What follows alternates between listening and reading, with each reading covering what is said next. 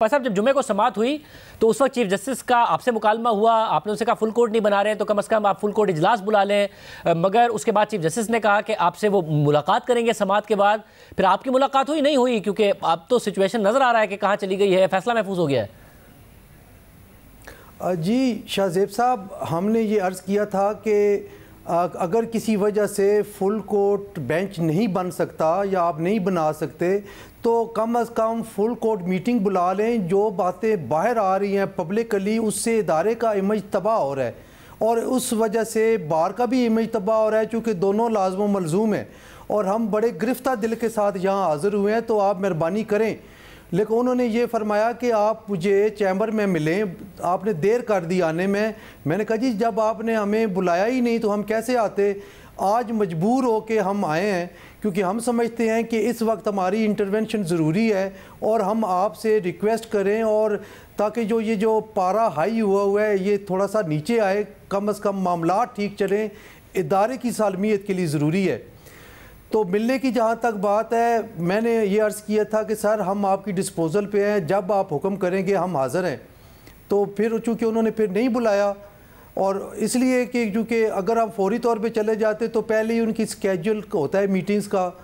उस लिए मगर आपसे नहीं मुलाकात हुई, मगर ये खबरें आई कि वो जजेस से मिले। फिर आप खुद चीफ जस्टिस ने भी बताया कि उनकी काजी फाइज से मुलाकात हुई थी, मगर उसके बावजूद ना लार्जर बेंच का मसला हल हुआ, ना फुल कोर्ट का मसला हल हुआ। फैसला आज महफूज हो गया और उसके बाद आपने देखा कि काजी फाइज की तरफ से पहले खत सामने आया जो सर्कुलर के जरिए उनका ऑर्डर सेट असाइड किया गया था। फिर आज एक और खत सामने आया दो सीनियर जजेस की जानिब से, जैसे काजी फाइज तारिक मसूद, जो कि बात कर रहे हैं कि जी सुप्रीम जुडिशल काउंसिल मामले को टेकअप करे। तो फिर मामला नहीं हल हो सका आपके ख्याल में भी जो सूरत हाल आपको नजर आ रही है जजेस के दरमियान?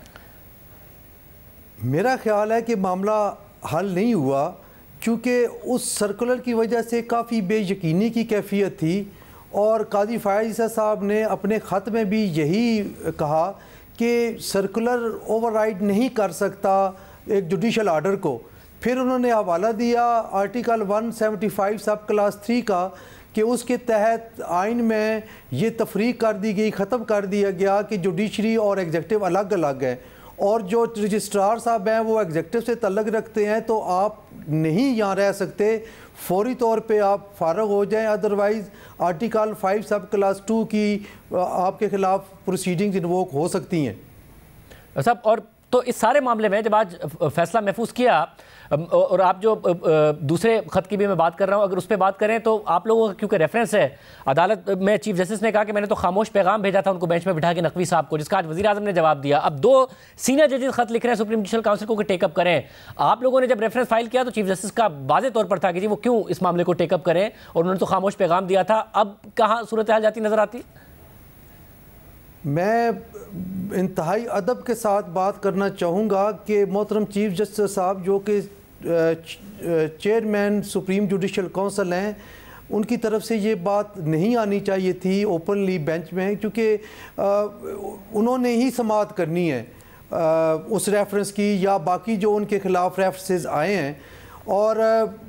ये जो लेटर है इसकी भी मैंने पढ़े हैं कंटेंट्स जो सुप्रीम जुडिशल काउंसिल के अरकान को लिखा गया है। उसमें ये कहा गया है कि एक मुअज़्ज़ज़ जज के ख़िलाफ़ एक रेफरेंस आया है और उन पे कुछ इल्ज़ामात आयद किए गए हैं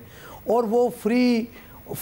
और फेयर फ्री माइंड से बेंच में नहीं बैठ पा रहे और उनके ऊपर बादल मंडला रहे हैं। तो इसलिए ज़रूरी है कि फ़ैसला हो जाए ताकि इंडेफिनेट पीरियड के लिए वो इस अज़ाब में ना रहें। ये बात चूँकि काजी फाइज साहब पे भी एक रेफरेंस था और उनको अंदाज़ा है इसकी हायरार्की का, इसकी जो तकलीफ़ है उसका भी, तो शायद उन्होंने इसको मद्देनज़र रखते हुए ये बात की होगी।